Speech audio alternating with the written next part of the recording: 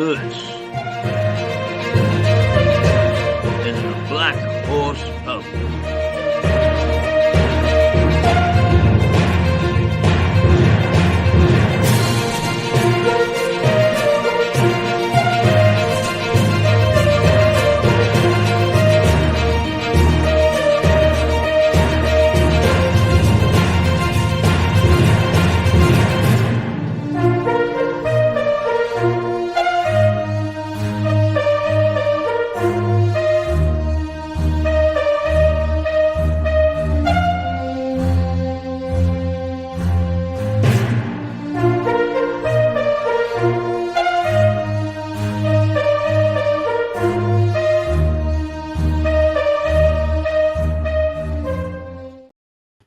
Well, good morning again, and time for us to look at the new front pages of the newspapers, just so that you know what's going on. But first of all, perhaps what you're always most interested in is what's the weather going to be like. Today, we're going to have light rain and a gentle breeze, and it is light rain outside. Well, sometimes seems to be quite heavy, but it's only sporadic. The top temperature is going to be 11 degrees, and it started off at 4. Right now it's 10 degrees, so it's nudging what's going to be the maximum for the day. That's going to hit about midday. The sad thing is that for the rest of the week it is going to be cool. Tomorrow it's going to plunge to a low or a high of 7, low of -1. Wednesday 7 and 2 degrees, 6 and 1, 5 and -2. Taking us to Saturday at 5 degrees and -1. But on Saturday, what we are going to have is a full day of sunshine without cloud. Clouding over again on Sunday, I'm afraid, with showers, nudging up a little bit to 7 degrees, but not a pretty picture. Not a pretty picture at all, I'm sorry to say.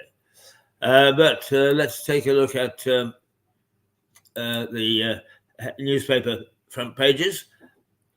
Farewell LTEL and Sunak Braverman migrant deal are the two key stories this morning. Is the Metro. Terry Venables, 1943 to 2023, it says, and it has got a full page sketch of him and says farewell Tell. Most of Monday's front pages feature a glowing tribute to former England manager Terry Venables, who died at the age of 80 over the weekend. Images of the former Chelsea, Spurs, QPR and Crystal Palace footballer adorn the front of the Metro as the paper's headlines bids farewell LTEL and looks back on his glittering career as a player and manager. The Sun goes the same way. Terry Venables, 1943 to 2023. One tell of a fella, it says, a play of words. Gaza's tribute to footy legend. Football greats share their stories and memories of Venables, who led England to the 1996 European Championship semi-finals on home soil, and the Three Lions legend Paul Gascoigne is mentioned on the front page of The Sun, with the tabloid mentioning an image he posted on social media of Venables with a cup of tea alongside the message, "Such a sad day. Cheers, boss." And that is Terry Venables, a legend. And the Star goes the same way. The Three Lions legend dies at 80, and a smiling, beaming Venables, and it says farewell to LTEL. A huge image of Venables features on the front page of the Daily Star. In the background, the image of Tottenham Hotspur, who Venables used to manage. And it holds a minute's applause before the Premier League defeat to Aston Villa on Sunday. The Daily Mirror. Wow, it goes the same way. Terry Venables, 1943 to 2023. The great showman, it says. A charismatic football star. Passionate England boss. Author. Singer. Hotel and club owner. LTEL. The great showman. A huge headline on the front of the Daily Mirror. which reflects on the careers of former England, Barcelona, Australia, Tottenham, and Leeds United manager Eltel. According to the paper, Venables was not just a charismatic football star and passionate English boss. He was also an author, singer, hotel and club owner, a man of many talents. The Guardian. It goes back to the realities of the world. Hopes Israel and Hamas truce can hold as a third exchange takes place. Yes, it has Venables on the front page too, but not as the headline. The image of Venables toasting a cup of tea catches the eye on the front page of Monday's Guardian. The broadsheet also looks at the latest on the situation in the Middle East. Elsewhere, in domestic news, the paper has figures such as NHS care delays in England harmed 8,000 people and caused 112 deaths last year. An NHS spokesperson said the health service works hard to keep patients safe and says when delays do happen, trusts are required to investigate them and take further steps to further improve themselves. The Times. A stake in nuclear site seized from the Chinese could go to Abu Dhabi. There is a picture of Dr. Ephraim Mervyn, the chief rabbi and TV personality, Robert Rinder, the actress Tracy Ann Oberman, the actor Eddie Moram, Rachel Riley, and the Countdown co-host, the actress Maureen Lipman, and the presenter Vanessa Feltz, who all joined forces, and that's why the writing is so small because there are so many names, all joined forces in the march against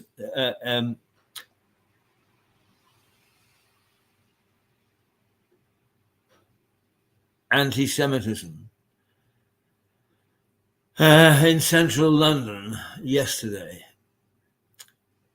Tens of thousands of presenters took part in the large demonstration of the kind, the largest demonstration of the kind in nearby Century Park. The headline, though, is Orphan Hostage 4 is set free. And sports writer Martin Samuel describes Venables as an innovative and brilliant as tributes continue in the Times. But turning to the domestic news, actor Eddie Marson, Countdown presenter Rachel Riley, I've just read out the names, joined Sunday's march against anti-Semitism in central London. The paper describes it as one of the largest demonstrations of its kind for nearly a decade. So that's one of the things that we've got going in the papers this morning, and there's a march, and the Daily Telegraph. Let's just, again, sports writer Martin Samuels describes Venables as an innovative and brilliant as tributes poured in. But the domestic news, several personalities, including Maureen Lipman, probably the best known of the lot, featured in a picture of Sunday's march against anti-Semitism in central London. The paper describes it as one of the largest demonstrations of its kind for nearly a decade. The Daily Telegraph, Sunak's deal with Braverman on migrants revealed. The Daily Telegraph splashed on Monday, and it claims Rishi Sunak has struck a deal on migrants with former Home Secretary Suella Braverman, as the paper claims he needed her support during his leadership campaign last year. The paper claims that it's seen a copy of a pact which says the Prime Minister agreed to raise the salary threshold for migrants to £40,000 from £26,000. The broadsheet adds Mr. Sunak has not denied discussing policy options with Mrs. Braverman or the existence of a document. But Downing Street has rejected any characterization of it as a deal. Elsewhere, a picture of Boris and Carrie Johnson attending the march against anti-Semitism with their son features on the paper's front pages. The Eye, tens of thousands join protest march against anti-Semitism. But its headline is millions face higher taxes until election. Health, I reverse type 2 diabetes by eating wild food. Should you use your partner's toothbrush? A lot of nonsense. But the main thing is Jeremy Hunt cannot cut a stealth tax that is dragging millions into paying a bigger rate before the general election next year. Treasury sources say. Chancellor does not have a headroom in the economy despite its drop in inflation. According to the front pages of Monday's newspaper, current public finances will not allow the Chancellor, Jeremy Hunt, to use the spring budget to cut a stealth tax, which the paper says is dragging millions into paying higher tax rates.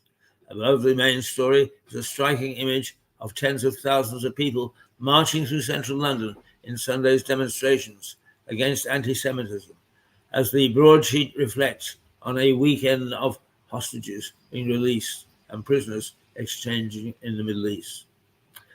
The Mail, there's a banner, William's Friends, Scobie's book is just conspiracy theories dressed up as fact. But there is a big photograph of the march on Sunday.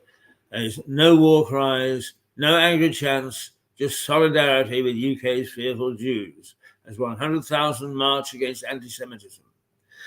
The journalist and author and documentary filmmaker Robert Hardman has thoughts on the march against anti-Semitism and is the focus in Monday's Daily Mail as the tabloid touches on the release of a 4-year-old Abigail Edan, who has dual Israel and US nationality and who has been freed by Hamas.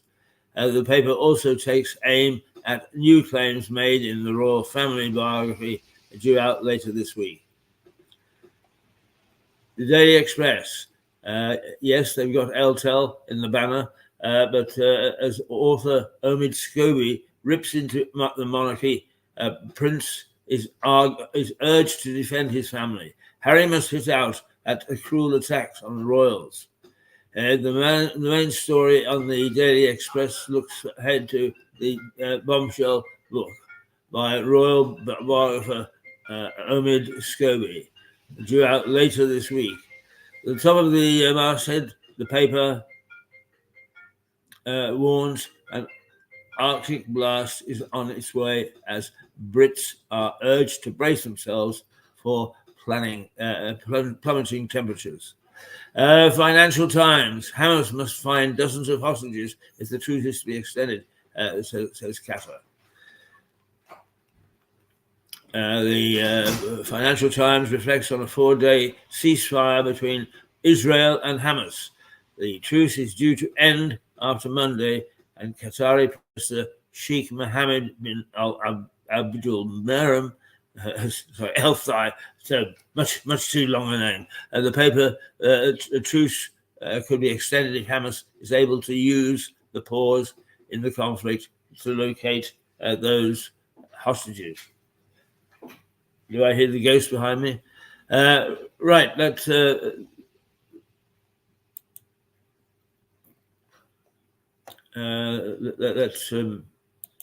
go back to me, shall we? Yes, we shall. Those are the newspaper headlines, a mixture, but it's amazing how many number of papers headline with tell is Terry Venables. One other story that is not mentioned in the headlines, but is in the prominent in the earlier paper, is that Jobsworth in an area somewhere near to Blackpool, the north of England, has threatened a 90-year-old woman, and the council have backed him because she feeds the birds. And she is upset, distraught, and bemused by it, and so she should be. And may I say that Ada, our lovely cleaning lady here, who looks after me so well in the morning, was equally threatened last week by somebody from our own council. And it's about time that they looked at that. These Jobsworths do not have the power to threaten with court and fines and even imprisonment people who have broken the local civilian laws. And it's up to the chief executive and to the council leader to make that plain to them. And if these reports come in, we will start to catalogue them until something is done about them.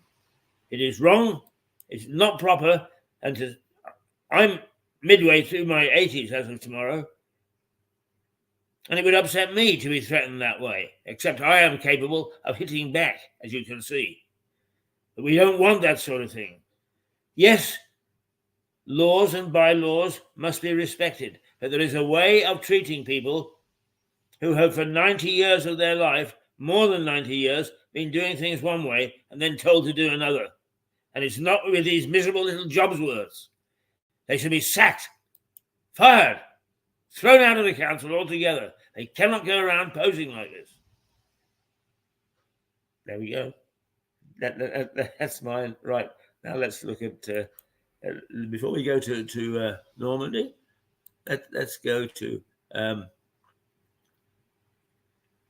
if we can find it, the episode 2 of the tiny town, and it should be here because we do want to play it to you. Here we go. We played part 1 of episode 2, and here is part 2 of episode 2 of The Bloody Past of a Tiny Town. Some of the bloodshed that has taken place in our town. So stand back.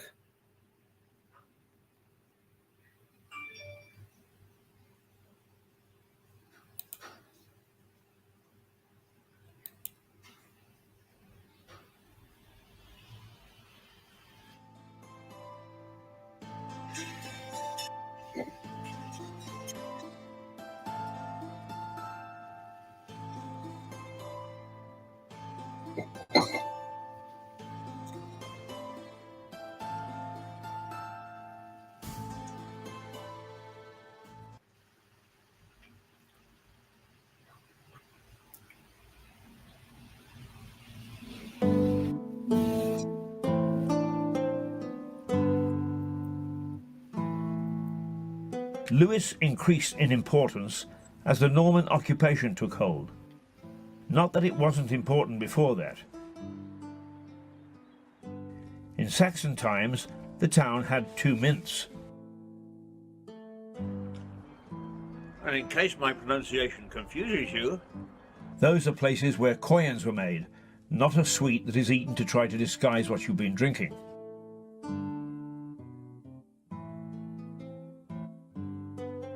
The now much larger cathedral town of Chichester only had 1 mint, which not only indicated the importance of Lewes,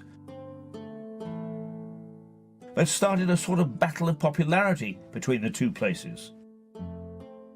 The struggle for the rights to hold assizes, for example, created a tug of war that saw Chichester hold trials for a while, only for Lewes to get them back.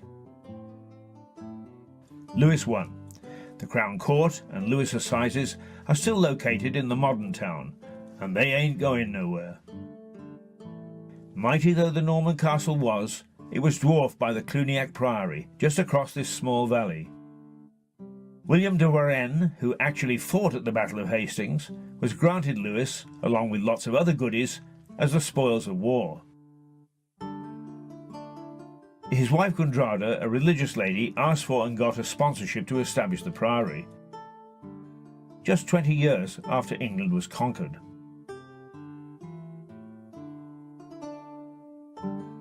Henry VIII's chief vandal, Thomas Cromwell, pulled it down in 1547. Doing the bidding of the king who had fallen out with Rome over his love life. But the workmen of the 11th century were first-class masons, and some of these buildings have lasted to this day. Look at that, almost 1,000 years old. It wasn't just Henry and Thomas who were vandals. The good burghers of Lewes did their part over successive centuries, digging up the grounds and using the stones to build their garden sheds. By the time it was destroyed, the priory dominated the Lewes skyline. Its great church was immense, and the whole complex had its own hospital, dormitories, dining hall, and a wharf. Boats sailed up to the priory to carry and fetch goods. How times change. This river, the Winterbourne, carried ships and barges up to the docks in the priory. Nowadays, it would barely carry a paper boat. The priory was vitally important to the local economy, bringing in goods and attracting important visitors. The ship would have actually come very near to the edge of where the tennis courts are. That's where, because you've got the Cockshoot river or stream which fed into the Ouse, and then yes, there would have been a wharf here from which they unloaded all the stones that they used to build the priory. Because what we see now is a lot of the infill. It's like the cavity walling of the priory. The outside, the dress stone, which is now used in places like Southover Grange, came from Carr on the Isle of Wight or from Caen, so it all had to be imported. It was a significant part of the town. It started small with only 4 monks, but over the course of about 400 or 500 years, the numbers swelled. The maximum number we had was probably about 100 monks. But the church, the big church that was built in the 14th century, was bigger than Chichester Cathedral. It was massive. It would have dominated the skyline in Lewes, so it was incredibly important. And it looked both ways. It looked inland because Lewes was the mother priory for other Cluniac monasteries in the UK, and it also looked towards Europe with its mother house in Cluny. We do a lot of education work with a whole range from tiny children up to adults to get them interested in different aspects of the priory. And the trustees of Lewes Priory Trust are very keen that it's always open and free access. And it's a beautiful place that everybody can come to. They can learn about the history, they can sit in our herb garden and contemplate.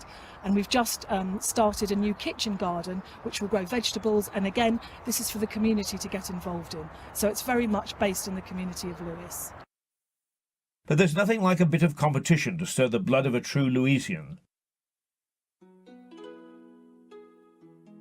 And sometime in the 15th century, a big fight is recorded between the bailiffs of the town and the prior's men in a local tavern. One of the 63 pubs that once existed in the town, no doubt. The town was walled in 1275, and a fat lot of good it did. When de Montfort's troops attacked, they swept into the town with no trouble. That then caused the town's nobility to strengthen them. They remained intact from then for some centuries, when they came down to the hammers of developers as the town grew. Entry to the town was by 3 gates, north, south and west, each now remembered through the name and a few remaining stones where the wall had been. The walls may have gone, and most of the priory. But many buildings in Lewes have stood the test of time and the vandalism of kings.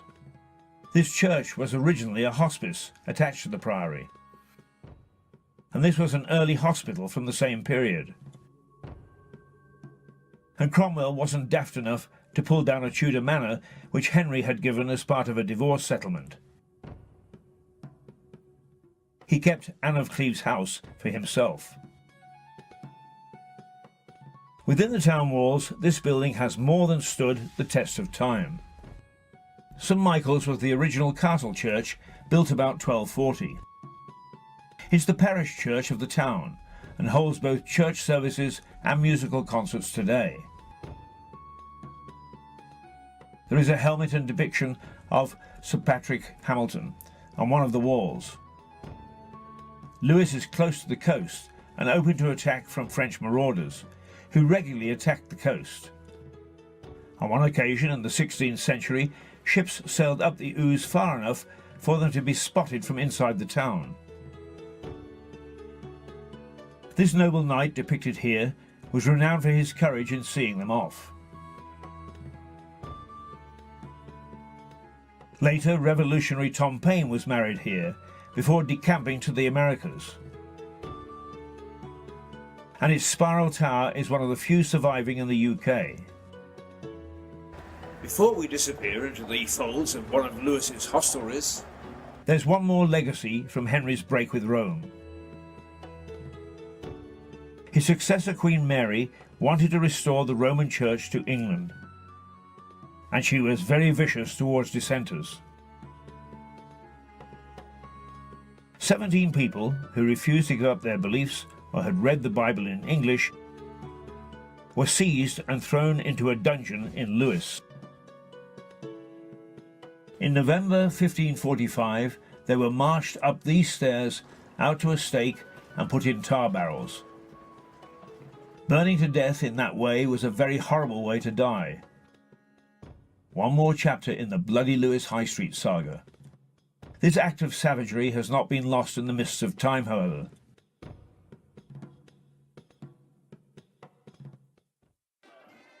The 17 martyrs, as they're known, are remembered on November the 5th in the biggest bonfire ceremonies of any Guy Fawkes night in the world. 7 bonfire societies stage a joint procession through the town, torches blazing, effigies of Guy Fawkes and of so-called enemies of bonfire, those who have behaved badly in the year, pulled on carriages stuffed with fireworks.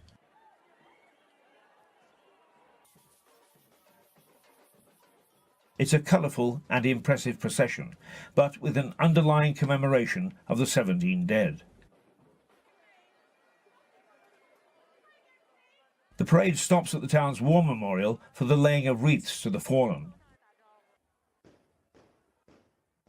Prayers are said. Banners extolling the names of the martyrs are held high. And rousers, or better known to us as bangers, are freely thrown around as the people march.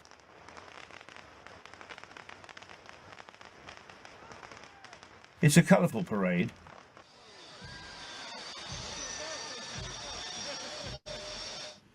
and I feel underdressed, with just one of my hats to show off. But bonfire, as it's known locally, is not the only memory of bloody Lewes. He suffered a far worse fate from a hidden foe. The Black Death. On Bloody Red to Deadly Black. Next episode, how rats destroyed a major port and brought more historical carnage to Lewes. Until then, a bloody goodbye. Poor old Lewes. I need a drink.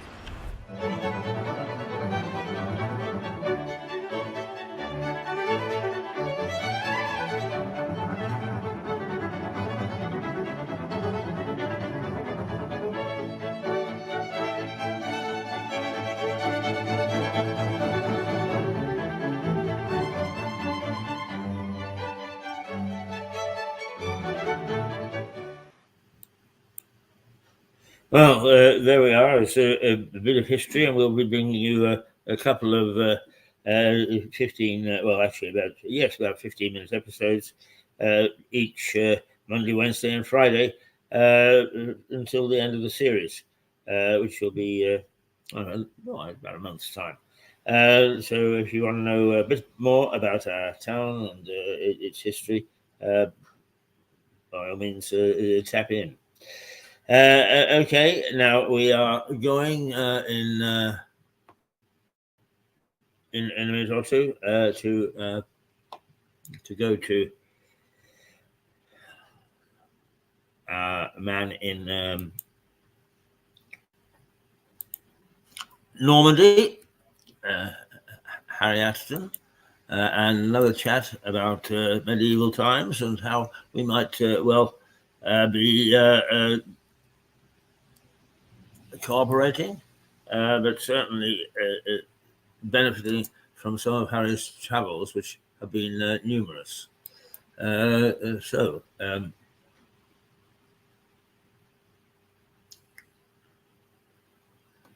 there we are. We'll wait with bated breath. In between time, I'd just like to return to the question of these jobs worths, because they actually assume an importance which they don't have. If we want a civilized society, then those who are in charge of making sure that we behave properly have also got to be civilized, unless we are not. Now, if we abuse them, or if we have a go at them, or if we behave in an aggressive manner, of course, they must be ready to protect their position. But they cannot go around just strutting and shouting and yelling at people, and particularly older people who are not well able to fight back. That is just not on. And it is not fair, and it's not proper. And not only that, it can do an awful lot of damage. It really can do an awful lot of damage. And it doesn't seem to matter how much we rail against this and say that they shouldn't behave like this. Councils don't seem to do anything about them. They have a culture in which they encourage this. Now, is they are the first to put up notices saying we will not tolerate abuse of our staff. Don't do it, because we'll come down with a heavy hand. But they don't seem to realize that that must seep through to them. They are an employer. They are the people in charge of looking after the administration of our town. And they really must not assume that they are immune from this sort of thing, or that they can encourage it. And I have to say that while I have met some very, very nice people who work for the local council, I've hit their authoritarian ways, and the smaller they are, the more authoritarian they seem to get.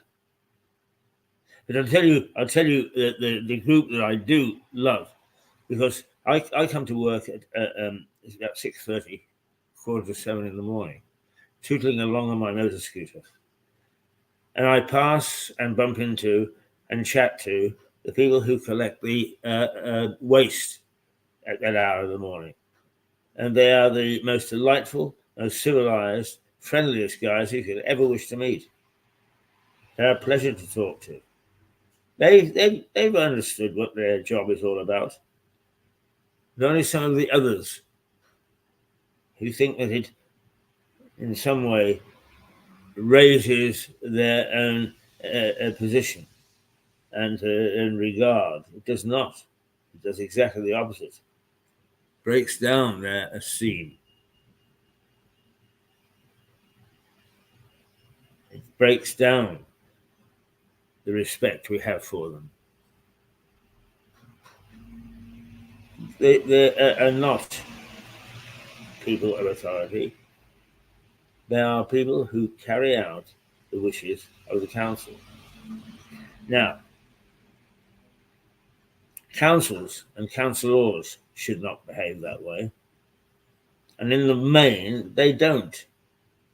So why we allow some of their employees to behave that way, I have no idea. But it is not fair, it is not just, it is not proper. And so let's call upon our local councillors to stop it and to eradicate it. And if they want some evidence of that sort of behaviour, I can give them two separate instances. One a couple of years ago and one here and now, over the last 10 days or so. I'm very happy to do so. I doubt if they'll come looking, because the one thing they don't like is to put themselves in a position of being criticised. But criticised, there has to be.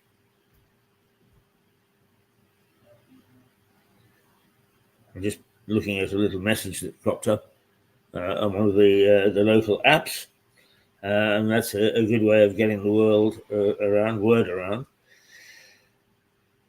And some of these apps are excellent in putting people together, and they achieve a very, very good work in that sense. But they also are a source of people being able to be rather mean and miserable to each other, and that must be eradicated. We all have different viewpoints, and if anybody fights hard for a proper democratic process, it's this television station. We carry on about it all the time. And I'm happy to say that the figures show that our voice is gaining in strength. More and more people are using us. More and more people are watching us. More and more people are saying, hey, yes. Thank you for articulating what it is that we're thinking, and we didn't know how to really make the point. I'm gratified that we have people around the town who recognize us. As our new campaign is say hello to the man in the blue hat, because a lot of you do mention my hat as I pass by on my scooter. A lot of you do recognize that we're the people that are, yes, if you like, we're a big mouth. We roar. We criticize. But we don't do it because it makes us feel like Jobsworth, big or important. We do it in the sake of democracy, which is under threat in so many parts of the world. And you think not? Well, let me tell you, it's my ferocity at protecting democracy is because I've worked in a good many of these countries that were under authoritarian rule and supposedly have come out into the light of democracy. They've decided that they will ape a good many countries that already supposedly are democratic.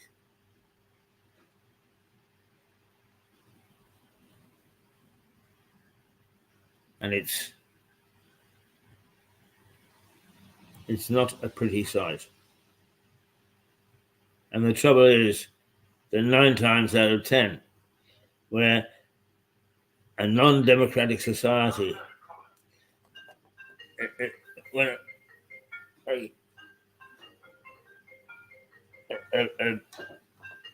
afraid I can't answer that at the moment, is where democratic process is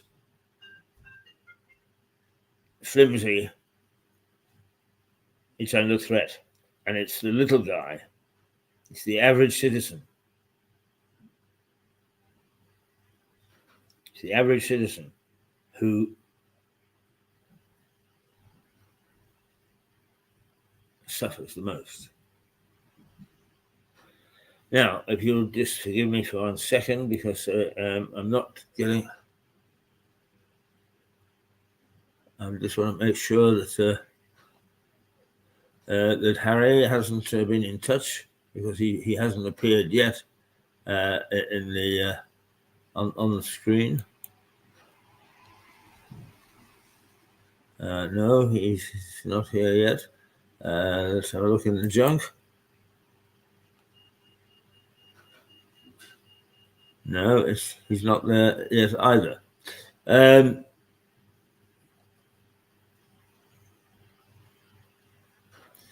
So perhaps we'll send another just reminder to him, so that to make sure that he gets the right message.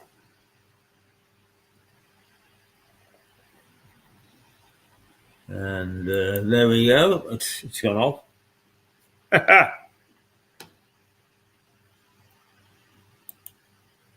And we'll hope that we will be seeing Harry in just a minute or two, because he's always a breath of fresh air. An Englishman in France. I'm always reminded of a series of newspaper articles. Well, actually, they were written in the French newspaper Le Figaro by a journalist called Pierre Danino, called Major Thompson, the Adventures of Major Thompson. And Major Thompson was the Frenchman's idea of an Englishman. And very amusing they are. If you can get them, I'm sure that they're out of print now, but if you can get them in some used bookstores, I think you might enjoy having a little read of them. So that's the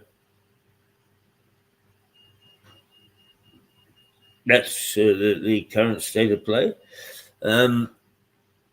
I'm going to just look at the just to wait on Harry for a minute or two.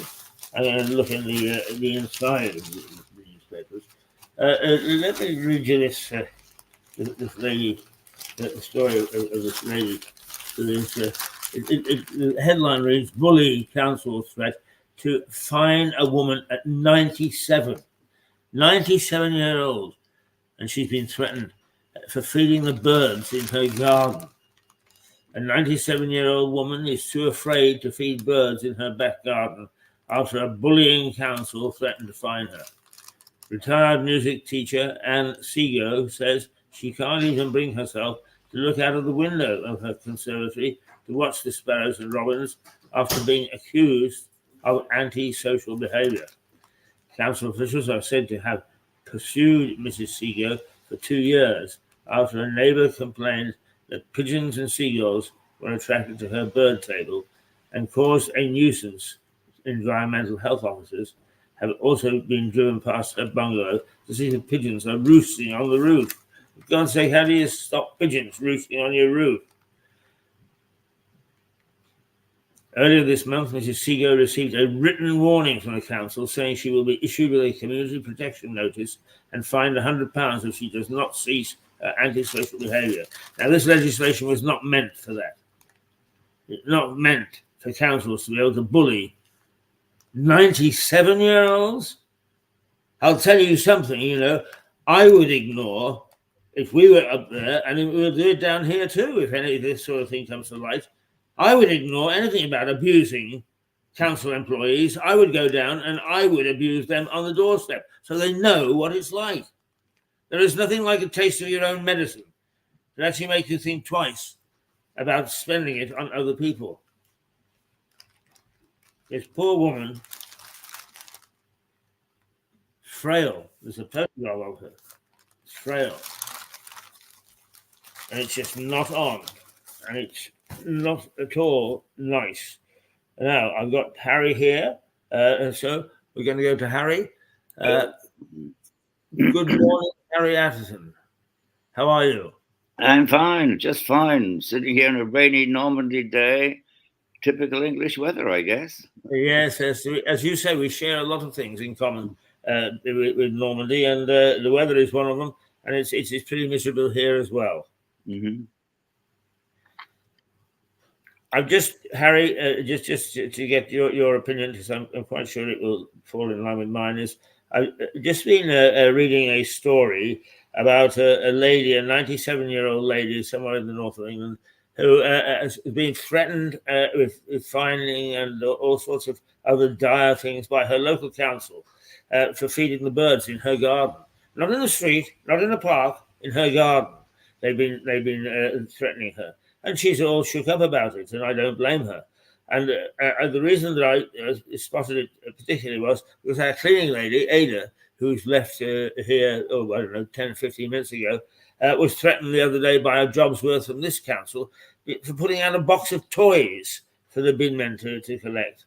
And quite often the bin men take these things, they restore them, and they give them away to charity. And I think that councils go over the top on this sort of thing. What would your feeling be?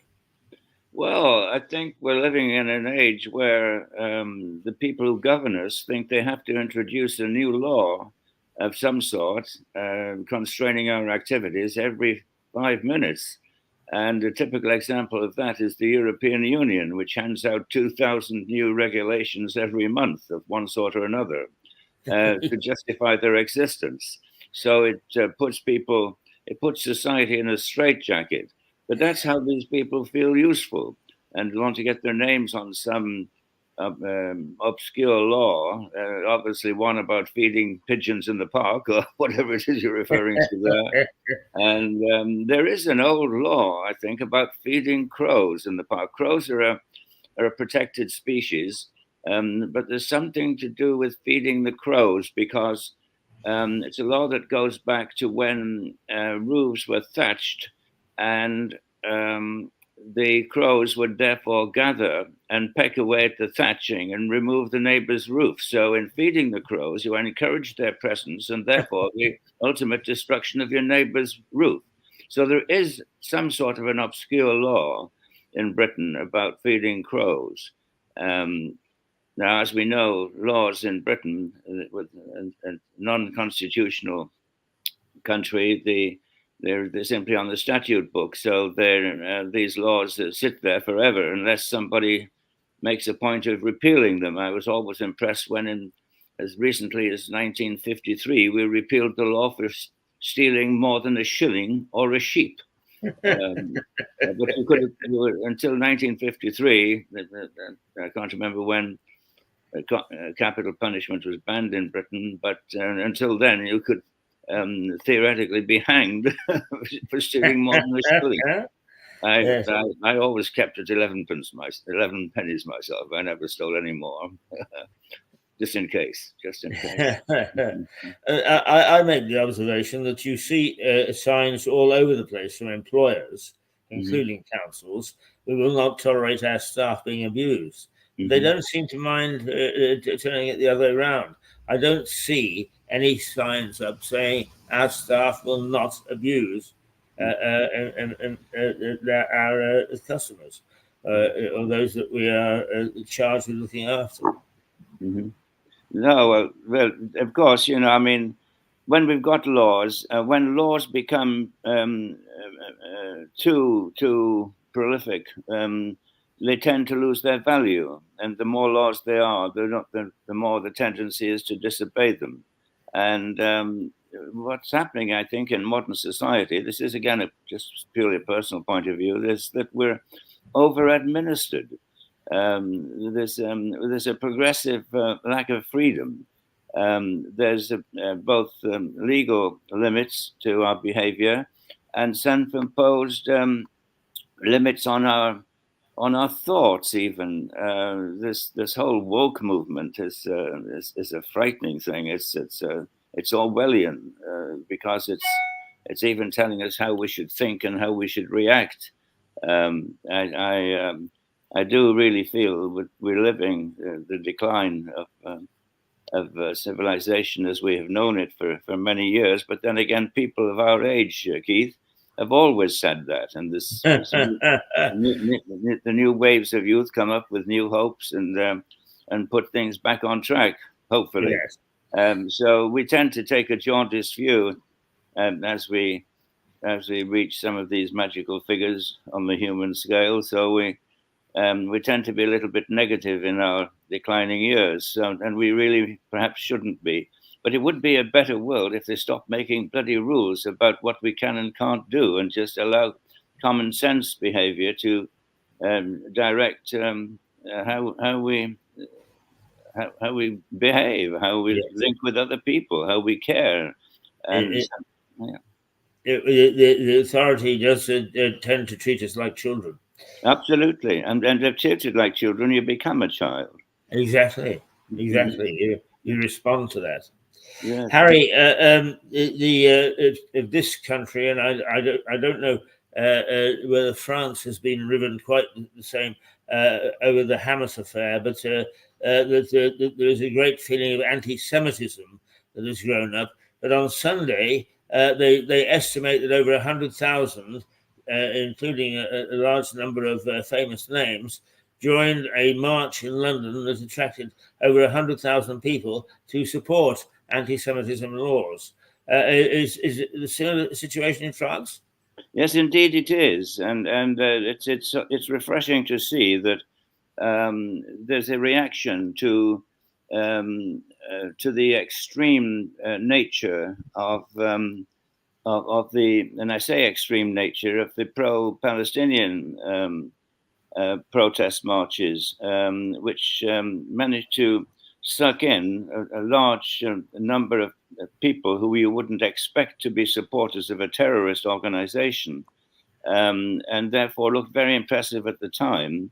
And of course, great emphasis was placed on the fact that these were British people protesting, but they're British by nationality, by absorption, not by assimilation.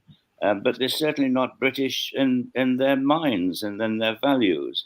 And therefore, there's Newton's third law: to each action, there's an equal and opposite reaction. There, it's very gratifying to see that so many hundreds of thousands, I don't know whether it was in the millions of people, are now coming out into the streets to represent not British nationality, but British values.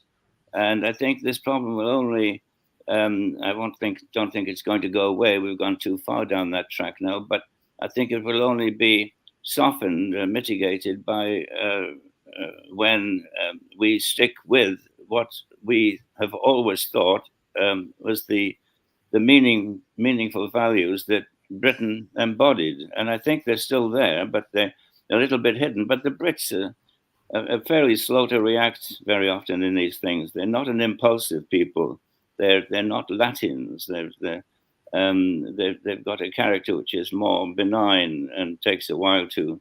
You've really got to knock over a guy's pint twice before he gets really upset. You know? Now, last week, or possibly the week before, you made a very astute comment, because the English language is ripped apart quite often today by various groups, and we use the term left, right, middle road in politics. But you pointed out that, for instance, somebody who is dubbed as right-wing, such as Marine Le Pen, is really, in the scheme of things, not that far right. And Denmark has just elected a, quote, right-wing prime minister. And from my reading of him, he's not that far right. How do we wend our way through the maze of terms that they use in politics nowadays? Well, I think, first of all, the term right and left, you've got to determine where the center point is. And the center point in politics in Britain is roughly in the middle, about where it should be. The center point of politics in France is way to the left. Now, what does that mean? It means that anybody who is to the right of the center point, which is to the left, is considered right. And if you're in the middle, by that time, you've become extreme right. So there already is a bias as to where the center is. An interesting country is the United States, where I think the balance is to the right. even the right-wing side of the Democratic Party are still fairly right-wing. So their center point is to the right. The center point in France is way to the left. It's reflected in some amazing statistics which we come across from time to time. You and myself as purveyors of the news, and therefore supposedly influencers, and they know with this scandalous left-wing stance of the BBC at the moment. But we have a tremendous responsibility to make sure that we keep in the middle ground and keep a balanced point of view. Now, in France, for instance, there are 28 schools of journalism. They attach normally to major universities and what have you. You can go to university and study journalism. Now, out of the 28 schools of journalism in France, word is that you cannot graduate unless you're left-wing. Therefore, many reporters and many journalists who now become very successful in France admit to having submitted their papers, submitted their reports, their exams and what have you, by taking a left-wing bias when in their hearts they were right-wing. But to graduate, they had to pretend to be left-wing. That's how deeply scarred France is by its revolution. It's never really gotten over it. So it's an extreme left-wing country. Now, if you talk about extreme right-wing, Marine Le Pen, she is nowhere near extreme right-wing. She has become, in fact, the representative of the workers. The Socialist Party in France has discarded the workers and has become the party of the immigrants. It too has become a Hamas party in many ways. So you get this ridiculous state of affairs where Marine Le Pen is considered extreme right-wing, and she is the leader of the Workers' Party. Most of the support from what was the Front National, it's called Rassemblement National now, have come from the working class. Mm. So it's hardly right-wing. Yeah. One of the interesting things, I think, in our discussions is that every Friday we have Melissa Conti, who is a very successful and middle-of-the-road journalist from New York. And she is worried because she thinks that the American populace, American electorates, aren't really attracted to either right or left, but rather attracted to personalities, and that those personalities have taken America right off any sort of railroad of political advancement. Well, I think you're entirely right. And one of the problems is that we hear the masses say, oh, well, I really like so-and-so. Now, that could be a film star, it could be a politician or somebody. But how can they like or even dislike that person? They may like what the person does, how they perform, how capable they are at performing whatever job they've got. But you can't like a person until you've met them and felt them and got to know them and determined that people like. And the whole thing is, when you get points of view, you like it, or I don't see how you can until you become more intimately involved in the person or the idea that is being put forward. Yes. But however, that's fan clubs for rock stars or you name it. It's a tendency, I think, of human beings to look for a point of reference and to associate them perhaps with people who have succeeded and maybe reflect their hidden dreams of by being linked to that person, they themselves feel the better for it. But you hear people saying, I don't like this person. Well, on what basis do they not like him? Is it because they disagrees with their politics or disagrees with the roles they play in the movies, or the villain of the piece in the movies, the good-looking guy, gets the girl at the end of the film? Do we like him, but do we dislike the person who plays the role of the evil character? It doesn't matter. In real life, there may be lovely people. Some of the horror, apparently Boris Karloff, who was an awful man, portrayed murderous intent in the whole series and film career was the most gentle person on the planet. And again, I don't know. I never met him.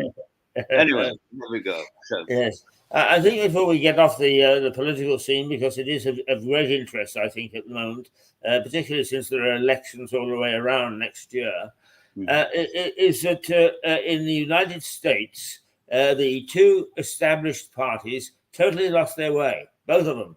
They were more interested in party than they were in electorate. And that's what caused the advent of Donald Trump to begin with. And that they haven't learned their lesson, and it looks as if there is a very strong possibility that Donald Trump may return. And now, do you see that in other parts of the world, that the political parties have lost touch with their electorate to the point where something radical will happen? Well, absolutely. I mean, you've got the typical example in Britain at the moment, where the Conservative Party, you have the Parliamentary Conservative group, and they've totally lost contact with the Conservative Party. They do not reflect the views of the people who voted them in. And certainly, therefore, they don't reflect the views and worries, the needs of the nation. Once they're elected, they become a body unto themselves and become and just don't pay any sort of attention. You've got at the moment, what's happening? We've got Rishi Sunak in power. Probably a nice enough guy. I don't know. Again, I don't know the guy, so I mean, I can only judge by what we hear about him. But he was certainly not the choice of the Conservative Party when he put himself up for leader, and the Conservative Party membership across Britain voted to elect a new leader. They elected Liz Truss, but she didn't suit the Conservative elite in Westminster, so she was booted out unceremoniously. They just set a series of booby traps, and she was kicked out. But now we're seeing that many of her policies that she proposed, in fact, are exactly the medicine that Britain needs. But you've got a prime minister who was not in touch or elected democratically by the members of his own party. It was the Conservative Party and closed shop operation that put him in power. And so once you get that sort of a situation where a huge segment of the voting voter mass is ignored, as it was in the United States, Middle America was just forgotten by virtually all the major political the two major political parties in the States. And that Middle America finally rose up. And when a rabble-rouser comes along, whether he's called Hitler or whether he's called Trump, will harness that latent fury and be catapulted into power.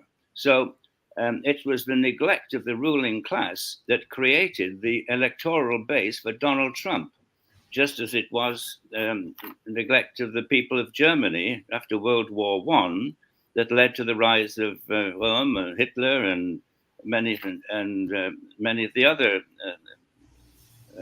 leading German politicians, one of whom survived and became the supreme leader, Hitler. But that's created by external forces, and very often created by neglect, by leaving a vacuum that some smart cookie, Donald Trump, let's not forget that, he found that and he harnessed it. Quite a dislikable person from my point of view, but then again, don't really know the guy, but he's not the kind of guy that I'd like to go and have a beer with. But you could fully understand how he got to where he is. And so with politics having been polarized, we then can't turn back the clock and say, well, how did that happen? Because apathy and certainly neglect by the ruling elite in both parties allowed that to happen.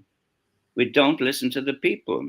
We do not live in a democracy. We live in a technocracy, I believe.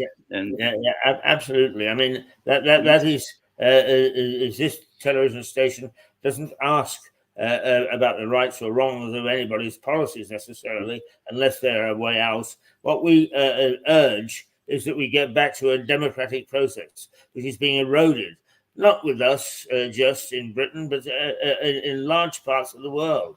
And that really has got to stop. because otherwise we will become an encapsulated populace all the way around.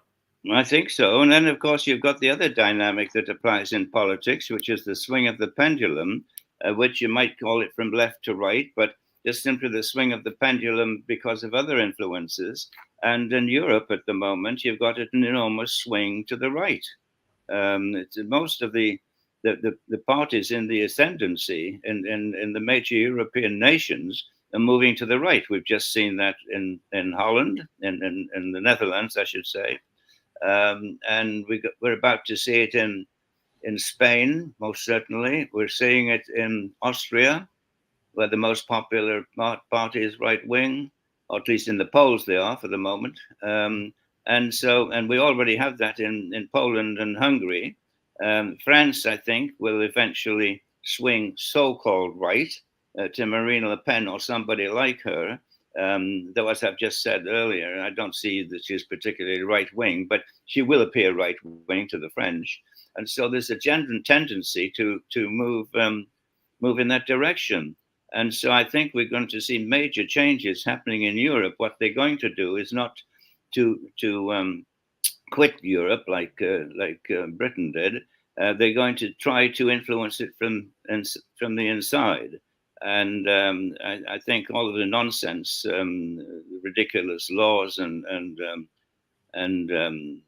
woke policies and excessive green policies and things like this that are impoverishing everybody, I'm pretty sure we're going to see some major changes over the next 5 to 10 years in the European structure.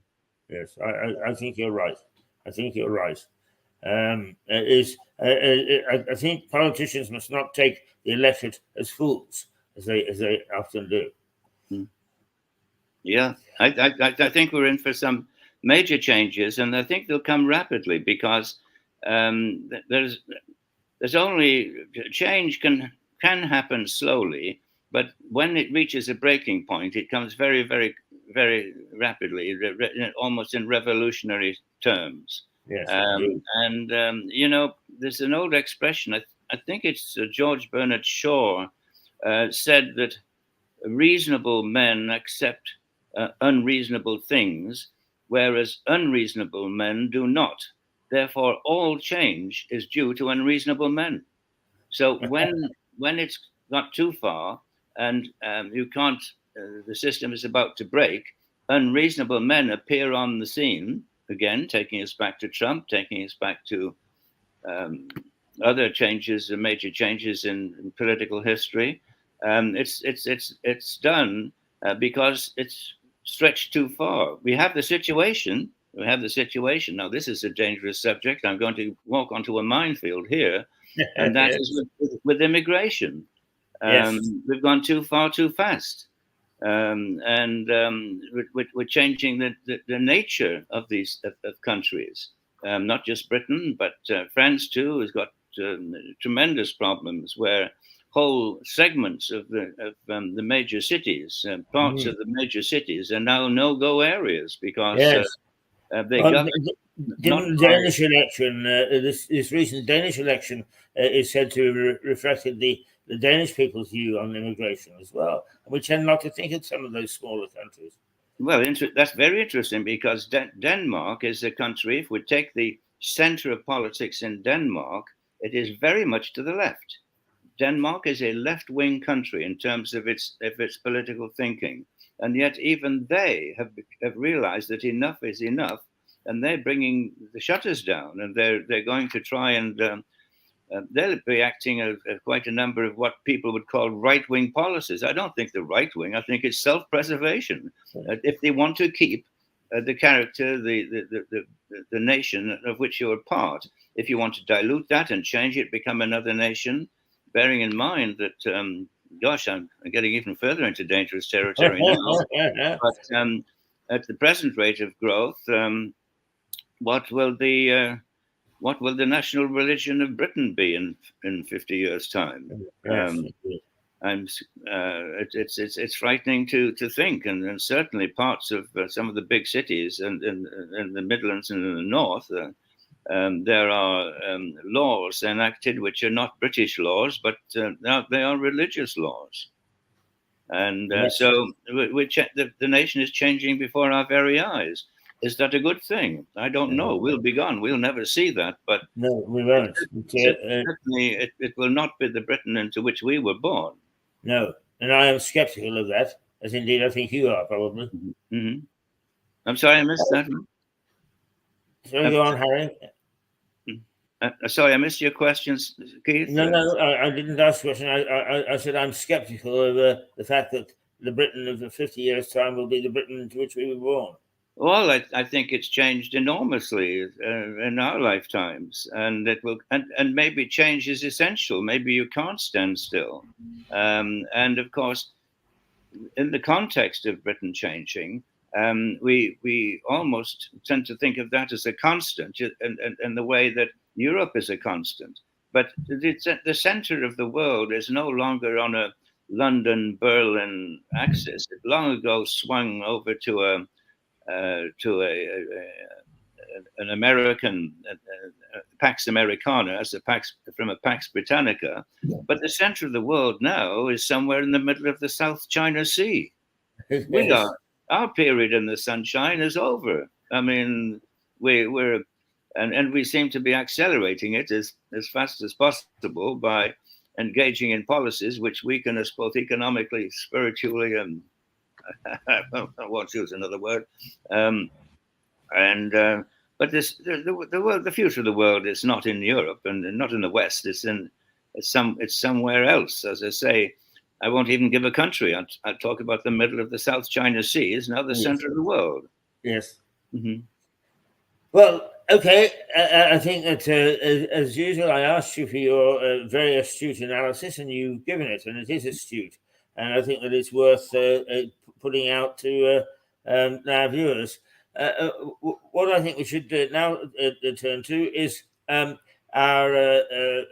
plans for a combination and association with one of the great festivals that your town holds.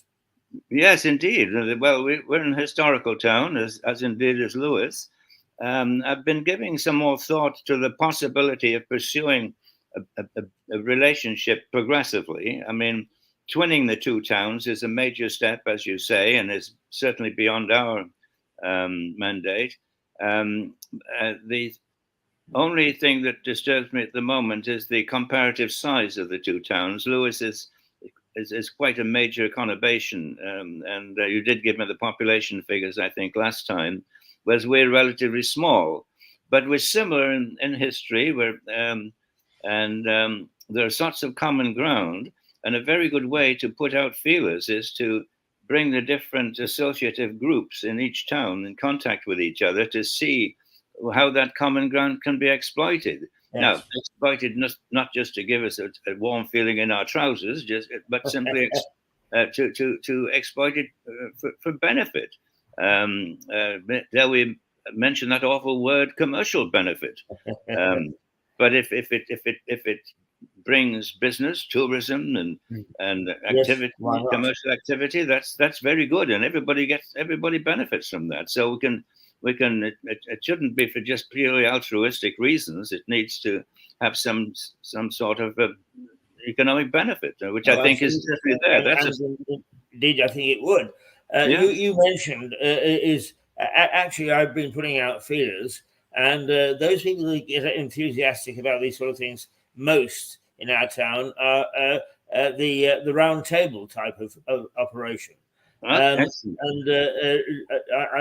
been gently looking into that. I think we've got two organizations here who do quite a good job. They organize the raft race, for instance, and they organize a Skittles week and that sort of thing. They seem to be probably the first port of call, but I'm a little reluctant to do it until I'm absolutely sure what the organization is in your town is the most prominent.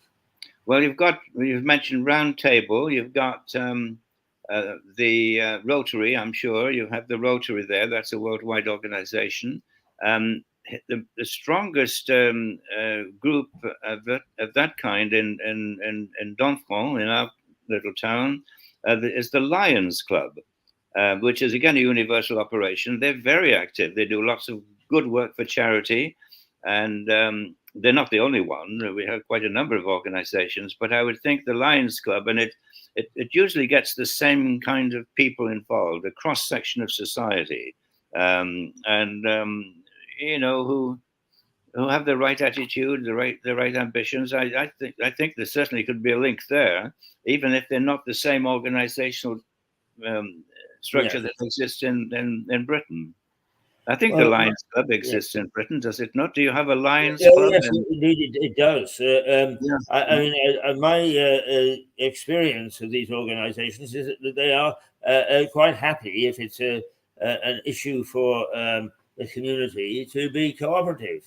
And I think that, and actually, I don't think we need to worry too much about the difference in size, because actually, is okay. Lewes may be 8 or 10,000 more than your town, but that's all. The figure of 100,000 that's banded around is the political boundaries, which includes half a dozen towns.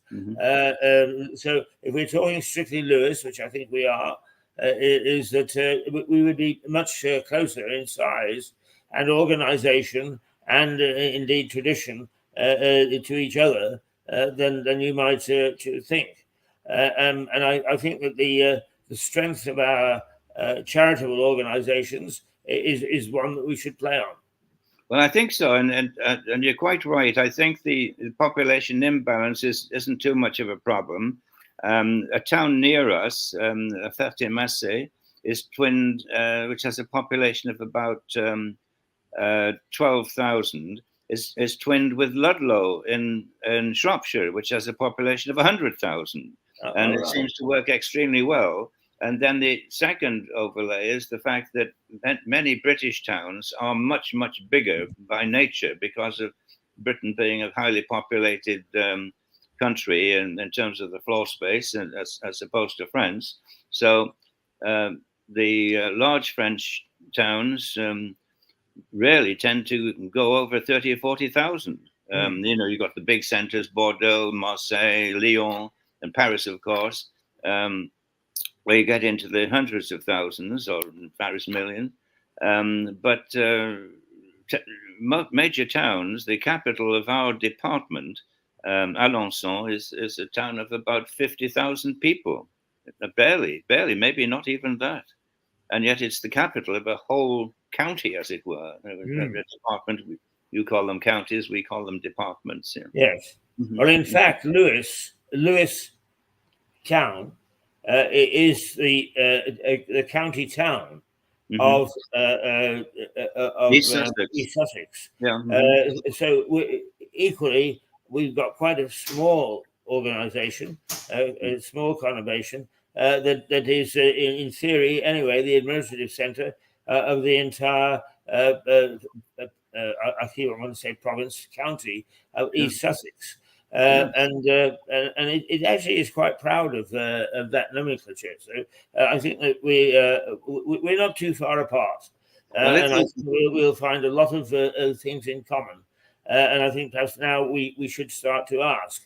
But our main thrust is to see whether we can get an initial thing going with your medieval festival, which takes place next year, 2024, and in August, I believe. Well, that's correct. Well, I'll talk to the organizers and see, you know, if what they see as common ground, and let's pursue it there. If we can get a leading light on either side to who can carry the public attention with them, I thought maybe we could get Anne Hathaway to represent you. Could we? Or, why not? Well, I'm sure she's still in one of the back rooms in that little house. I mean, get her to put down her knitting and come out and lead us into it. Of course, Lewes as such, Lewes started out probably in any sort of recognition before writing was that commonplace in 800 with Alfred the Great giving it a market and a town. but it really is its most formative years were, of course, completed by Normans. So there is probably the de Varennes that you rightly identified as being really the first lord still hold a great deal of sway in terms of their fondness or otherwise here. So I think the Norman angle is certainly something that we can find as a joint commitment.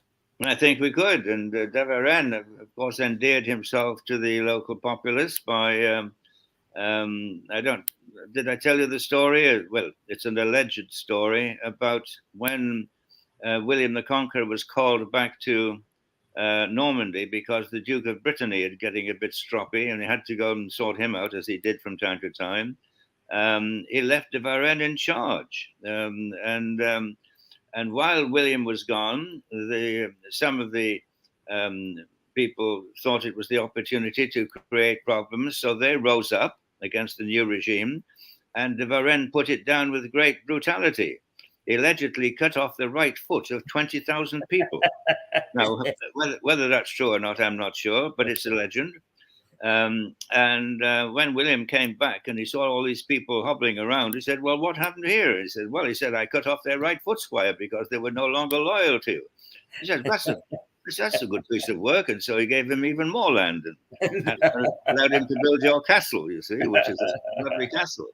Yes. And poor old de Warenne, or at least his descendants, they eventually died out intestate, and the lands of Lewis passed to the Howard family in Arundel, the Dukes of Norfolk. But that's another story.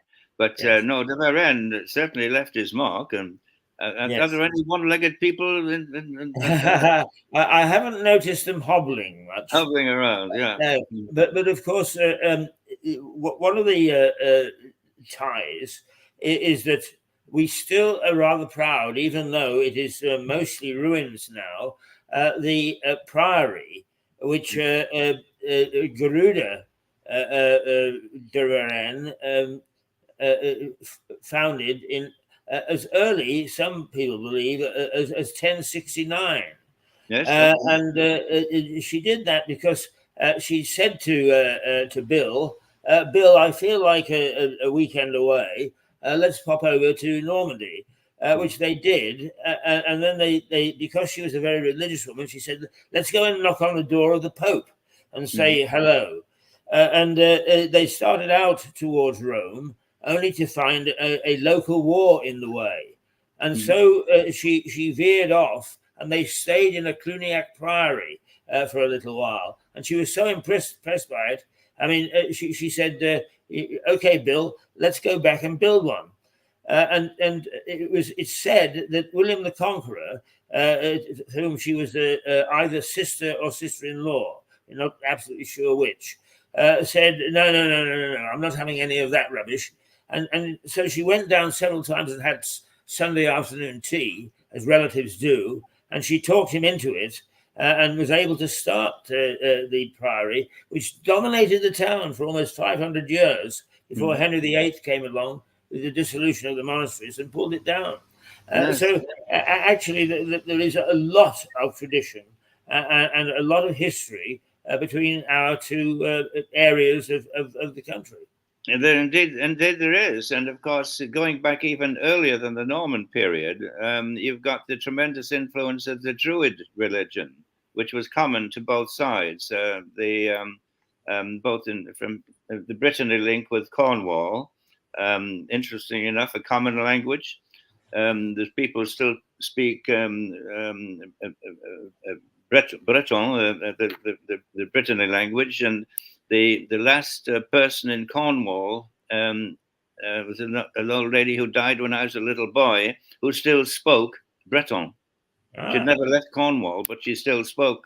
That was the common language. So the commonality of language between the two places. So there is a very strong link that goes back before Norman times.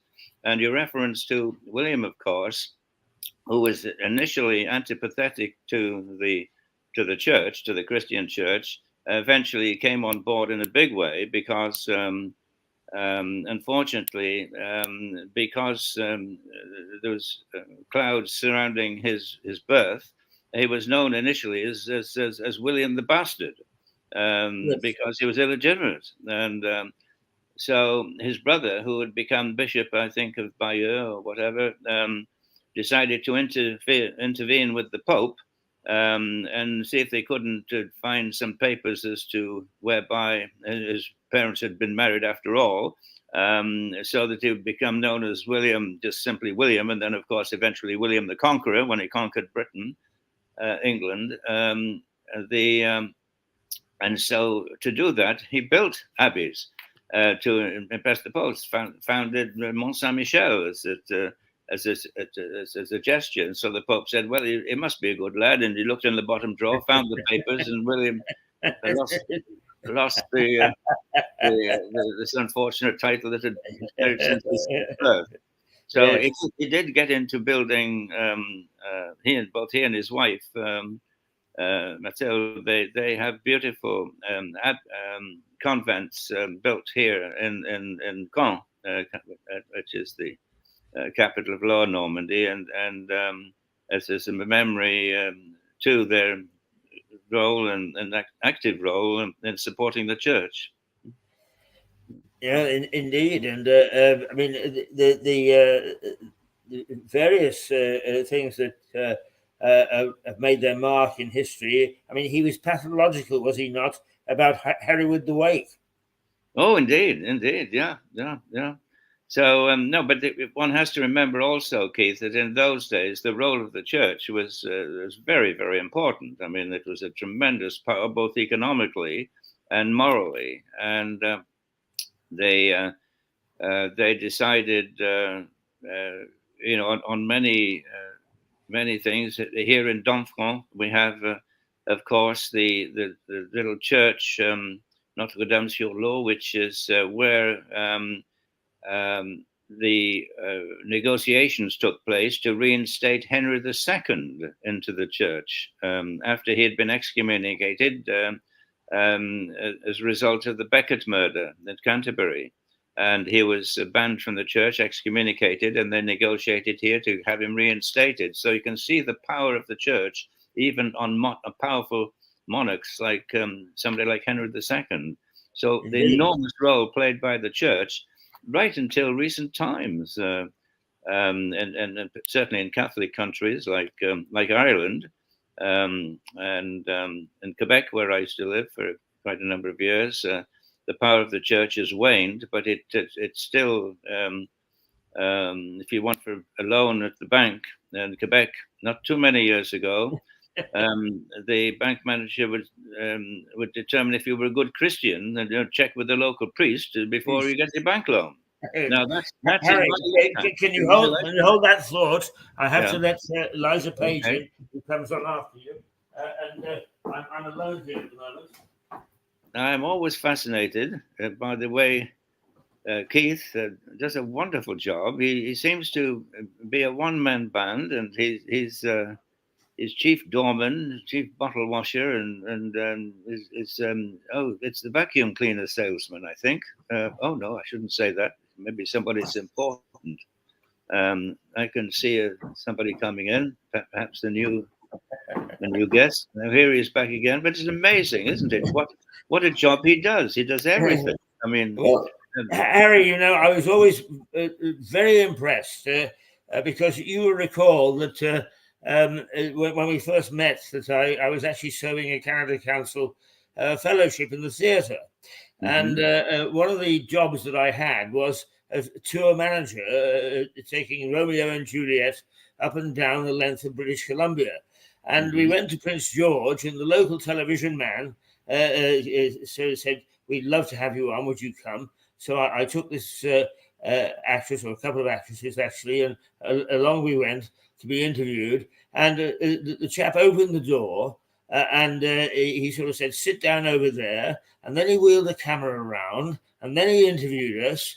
And then he said goodbye, and we said, well, look, can we take you for a drink or a coffee or something? He said, oh, no, I have to sweep up and make the place tidy. So next one, and there was only him there. And I thought, if it can be done here, it can be done anywhere. So that was my model. So that was back in the days of Ben Ginter, was it? You remember Ben Ginter? He opened the brewery in Prince George. Yes, that's right. It was one of the first so-called cottage breweries, which competed with the big names, and made a great success of it. But in those days, I remember first going to Prince George. I think it would be in the mid-'60s, and there was still dirt. The main street was still a dirt road. Yes, indeed. They were still small towns. Very prosperous town now. And I remember I got out of my car and there was an old geezer hobbled up with one of these knotted, canes. And he looked at me and he said, "You're from the big city, lad." He said, I said, "Yes, I am, Vancouver." And he said, "Well," he said, "you should be indoors by 6 o'clock here." And he said, "Because it's a sinful city." My recollections of Prince George. Yes. Poor old Ben Ginter and his brewery. He's long gone. Well, I remember being trapped in Golden, which was in those days Golden by name, but not by nature. And I had to wait in the train station until about 4 o'clock in the morning to get a train out of there. And it was just like in the heat of the night. In which Sidney Poitier is trapped in a train station overnight in this small backwoods town. And I sat on tenterhooks all night because the reputation was that the cowboys came in from time to time and shot the place up. Oh, well, no, I've seen that. I mean, cowboys, not nowhere near as far north as Prince George. But mind you, thinking of distances here, Prince George, when you consider it's about 400 or 500 miles from Vancouver, and you're only halfway up British Columbia. That's right, indeed.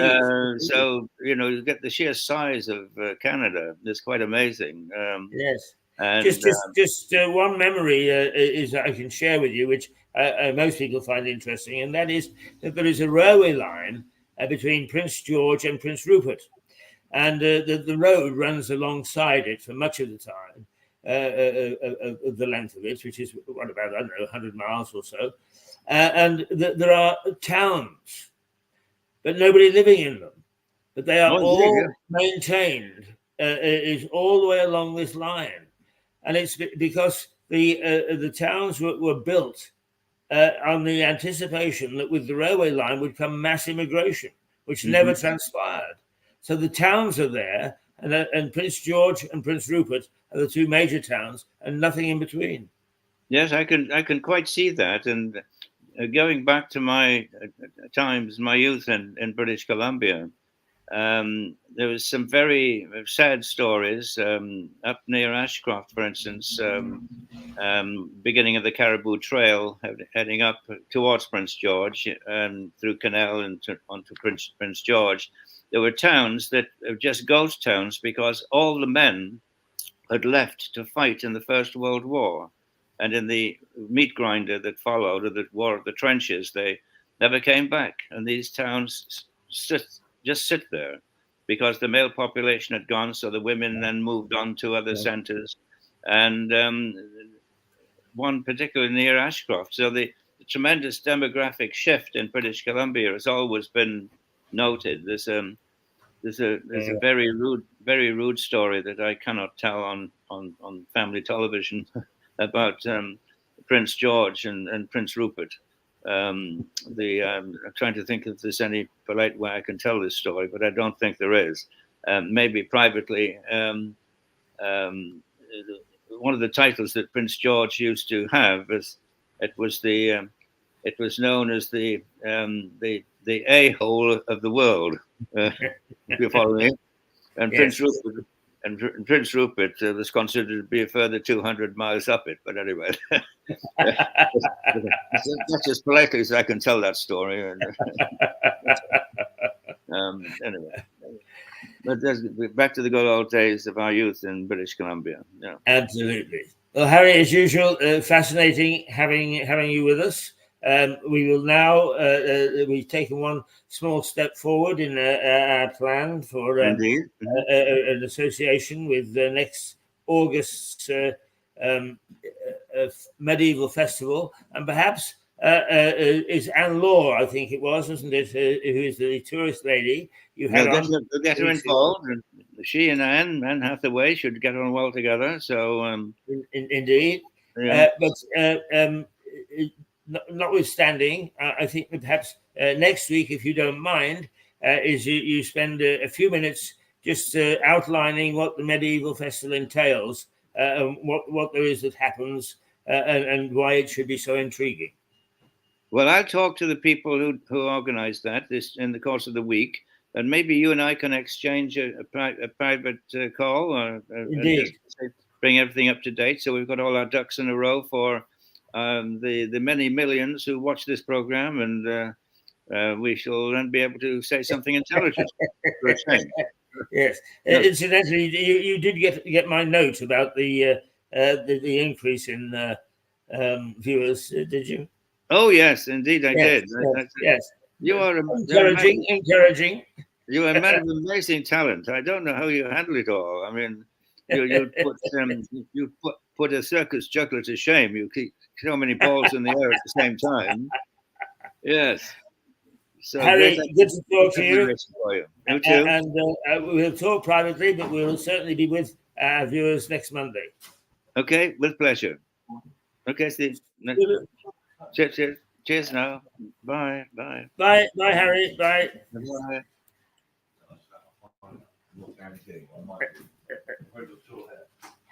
Who's behind us? Is there anyone we should track? Oh, it's Michael, is it? Right. Okay. Well, in that case, what we're going to do is we're going to take a 5-minute break or so, and then be back with Liza Page, who you probably saw in the background, has just arrived, full of vinegar and something, and ready to take on the world. So let's just we will say a goodbye, and here we go. From Lewis in the Black Horse